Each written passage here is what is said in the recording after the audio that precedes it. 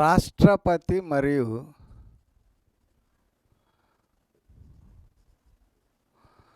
గవర్నర్ల న్యాయాధికారాలు. రాష్ట్రపతి మరియు గవర్నర్ల న్యాయాధికారాలు అంటే రాష్ట్రపతి మరియు గవర్నర్లు పరిపాలనా అధికారాలతో పాటు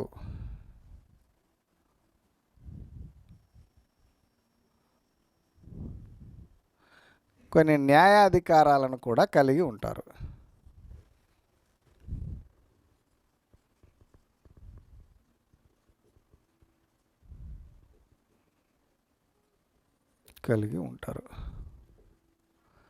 రాష్ట్రపతి మరియు గవర్నర్లు కొన్ని న్యాయాధికారాలను కూడా కలిగి ఉంటారు. అవి ఏంటంటే 5 రకాల న్యాయాధికారాలు. పార్డన్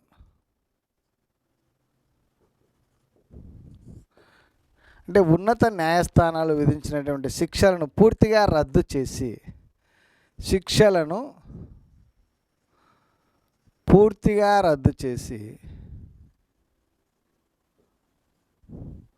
క్షమాభిక్ష ప్రసాదించడం జరుగుతుంది.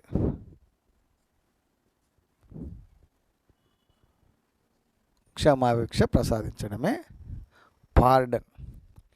అయితే ఇక్కడ రాష్ట్రపతికి మరియు గవర్నర్కి మధ్య ఉన్న తేడా ఏమిటి అంటే ఉరిశిక్ష విషయంలో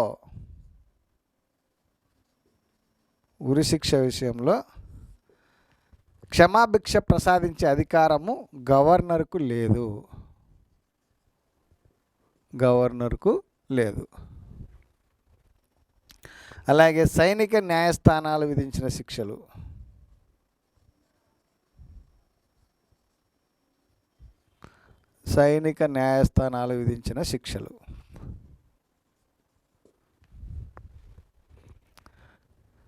పార్డన్ అంటే ఇద్దరికి ఉంటుంది. శిక్షలను పూర్తిగా రద్దు చేసి క్షమాభిక్ష ప్రసాదించడము. అలాగే ఇక్కడ సైనిక న్యాయస్థానాలు మరియు కేంద్ర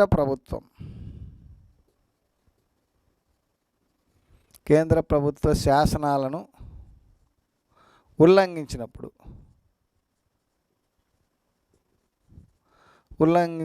విధించేటువంటి శిక్షల విషయంలో కూడా గవర్నర్కు క్షమాభిక్ష ప్రసాదించే అధికారం లేదు. అది ఇద్దరికి మామూలుగా ఇవి ఉన్నాయి. అంటే శిక్షలను పూర్తిగా రద్దు చేసి క్షమాభిక్ష ప్రసాదించడం. కమ్యూటేషన్ అంటే ఉన్నత న్యాయస్థానాలు విధించినటువంటి శిక్షలను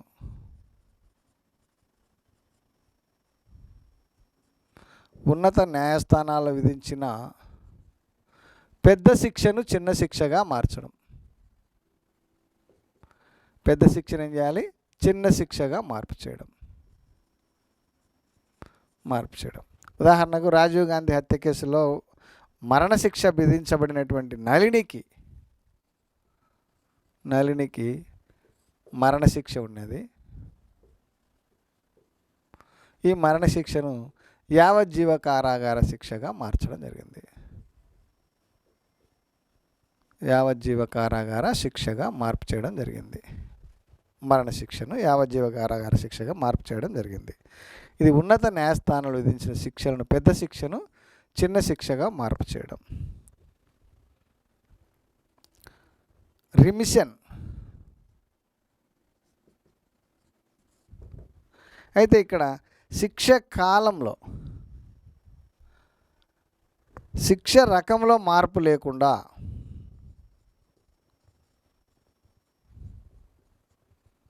శిక్ష కాలంలో మార్పు చేసి తగ్గించడం.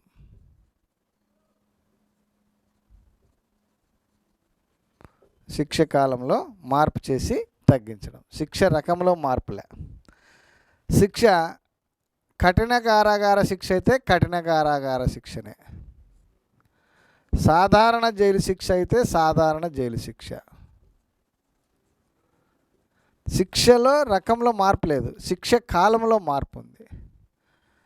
అంటే శిక్ష కాలంలో 14 సంవత్సరాలు విధించింటే దాన్ని తగ్గడానికి 7 సంవత్సరములకు, 7 సంవత్సరములు ఉంటే 3 సంవత్సరములకు, ఇట్లా శిక్ష కాలంలో మార్పు లేకుండా శిక్ష రకంలో మార్పు చేసి తగ్గించడం అన్నమాట. ఇది కమ్యూటేషన్, రిమిషన్, రెస్పైట్. ఇక్కడ ఏంది, శిక్ష కాలంలో మార్పు లేకుండా, శిక్ష కాలంలో మార్పు లేకుండా శిక్ష రకంలో మార్పు చేయడం.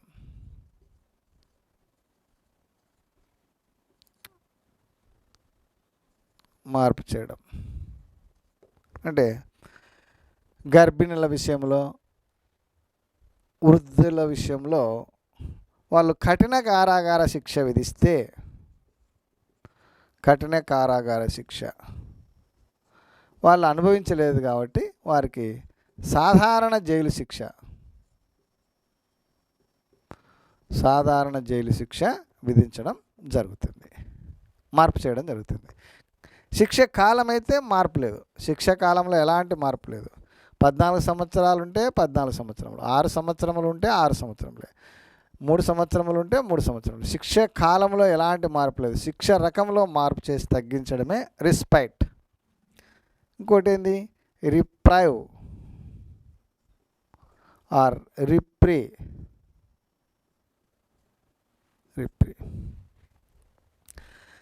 దీంట్లో ఏముందంటే శిక్ష అమలును వాయిదా వేయడం.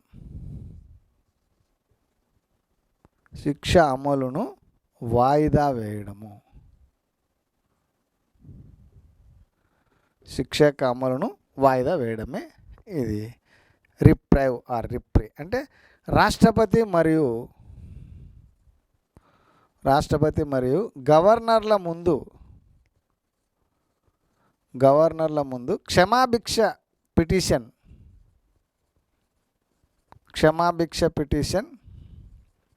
పెండింగ్లో ఉన్నప్పుడు,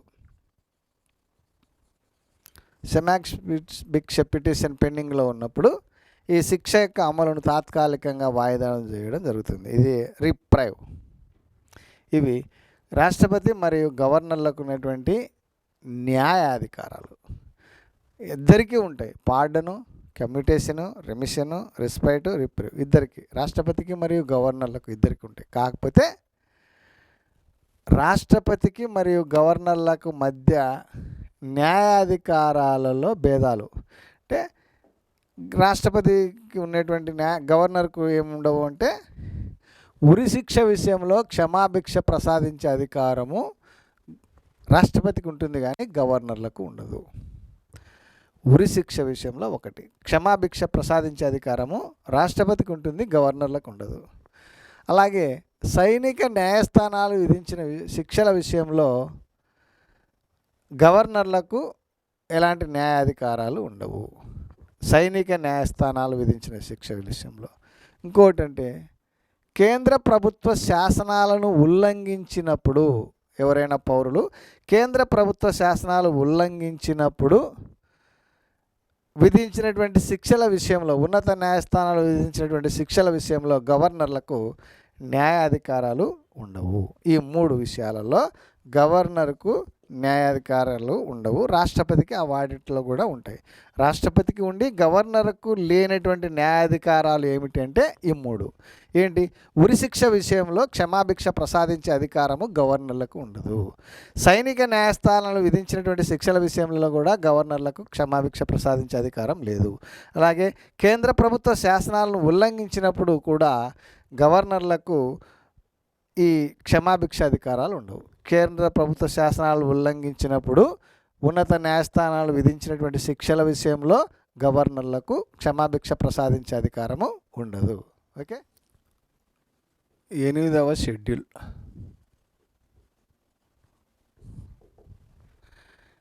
8వ షెడ్యూల్ ఏం తెలియజేస్తుందంటే రాజ్యాంగంచే గుర్తించబడినటువంటి భాషలు, అధికార భాషలు,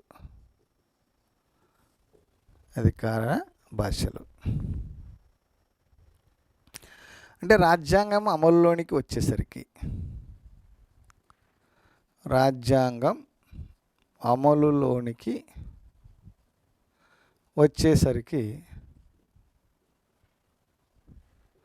ఎన్ని భాషలు ఉన్నాయి? 22. రాజ్యాంగం అమల్లోనికి వచ్చేసరికి భారత రాజ్యాంగ సంస్థ గుర్తించబడినటువంటి భాషలు వచ్చేసి 14 భాషలు. 14. ప్రస్తుతం ఎన్ని ఉన్నాయంటే 22. ప్రస్తుతం రాజ్యాంగ గుర్తించబడినటువంటి భాషల సంఖ్య 22. అవి ఎట్లా అంటే 1967లో సింధీ భాష 21వ సవరణ 21వ రాజ్యాంగ సవరణ ద్వారా సింధీ భాషను చేర్చడం జరిగింది. ఎన్నవ భాషగా? 15వ భాష. 15వ భాష వచ్చేసి సింధీ.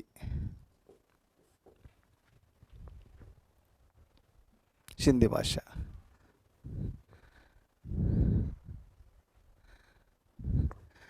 తర్వాత 21వ రాజ్యాంగ సవరణ తర్వాత మరియు 71వ రాజ్యాంగ సవరణ. 71వ రాజ్యాంగ సవరణ ద్వారా 1992లో 71వ రాజ్యాంగ సవరణ ద్వారా మరలా 4 భాషలు, 3 భాషలు కొంకణి,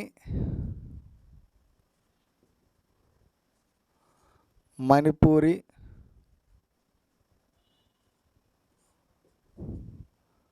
నేపాలి 16, 17, 18 భాషలను చేర్చడం జరిగింది. అంటే 14 + 1 15, 15 + 3 = 18 భాషలు. తర్వాత ఈ 2 కలిపితే వచ్చేటువంటి 92. 92వ రాజ్యాంగ సవరణ.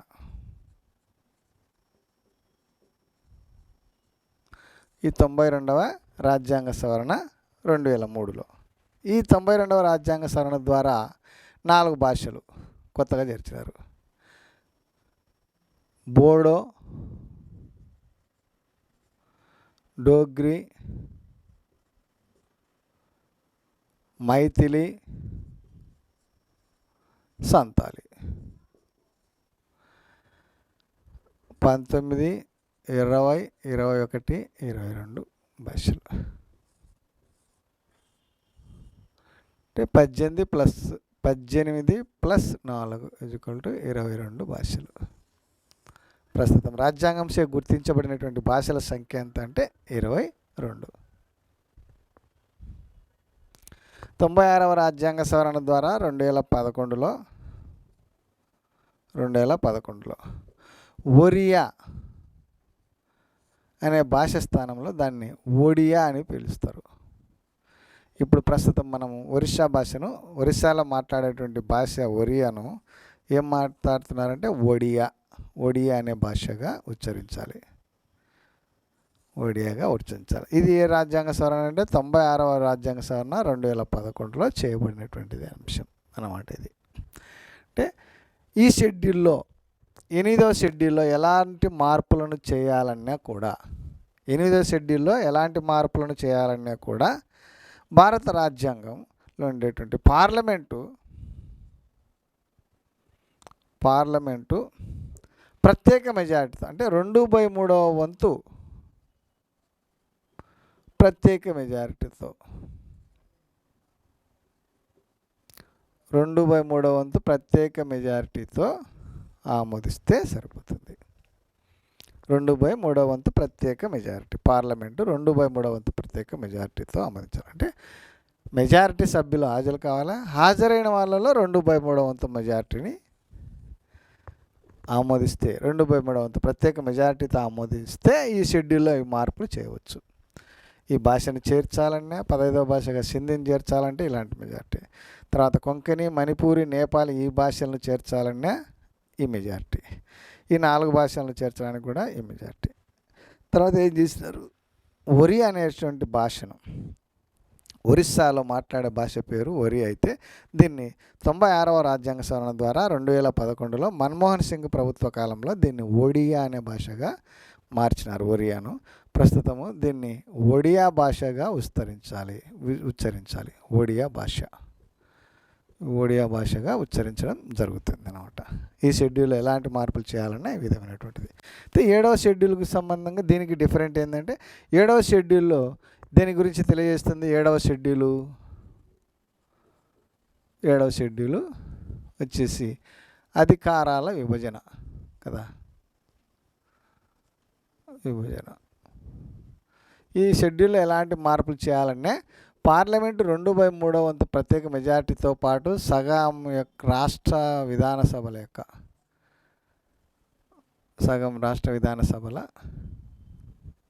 శాసనసభల యొక్క ఆమోదం అవసరం.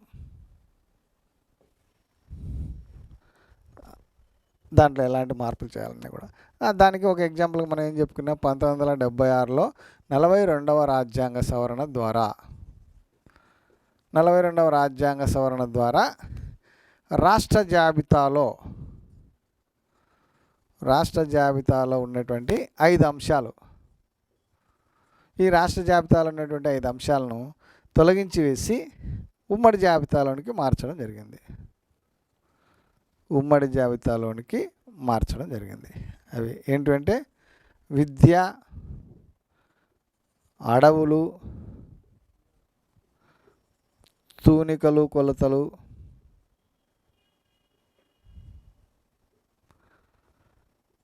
న్యాయ ప్రక్రియ, జనాభా నియంత్రణ.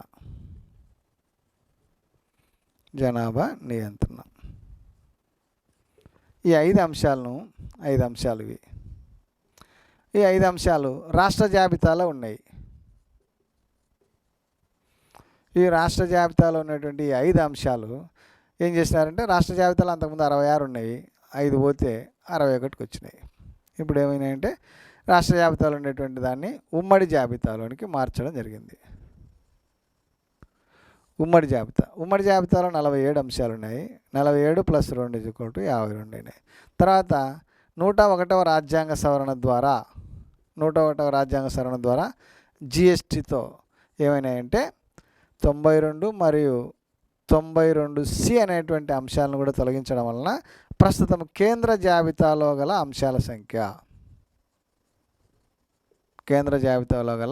అంశాల సంఖ్య వచ్చేసి 98.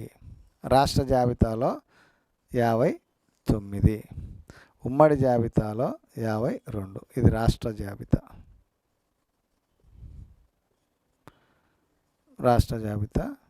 ఉమ్మడి జాబితా.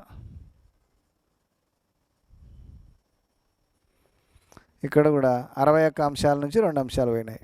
రాష్ట్ర జాబితాలో ఉన్నటువంటి 61 అంశాల్లో 101వ రాజ్యాంగ సవరణ ద్వారా జిఎస్టీ వల్ల 52 మరియు 55 అంశాలను తొలగించడం జరిగింది. కాబట్టి ఇప్పుడు 61లో నుంచి 2 పోతే 59 అంశాలు ఉన్నాయి రాష్ట్ర జాబితాలో. అంటే ప్రస్తుతం రాష్ట్ర జాబితాలో ఉన్నటువంటి అంశాల సంఖ్య కేంద్ర జాబితాలో 98, రాష్ట్ర జాబితాలో 59, ఉమ్మడి జాబితాలో వచ్చేసి 52. ఈ 3 జాబితాల్లో లేనటువంటి అంశాలనే అవశిష్ట అంశాలు. ఈ అవశిష్ట అంశాలను మనము కెనడా రాజ్యాంగం నుంచి గ్రహించినాం. ఈ 3 జాబితాల్లో లేనటువంటివి నూతనంగా వచ్చే అంశాలను అవశిష్ట అంశాలు. ఒక అంశం అవశిష్ట అంశమా కాదా అని తెలియజేసేటువంటిది ఎవరంటే సుప్రీంకోర్టు ఒక అంశం అవశిష్టాధికారమా కాదని తెలియజేస్తుంది. ఈ అవశిష్టాధికారాలపైన మామూలుగా చట్టాలు చేసేటువంటి అధికారం ఎవరికి ఉంటుందంటే కేంద్ర ప్రభుత్వానికి ఉంటుంది.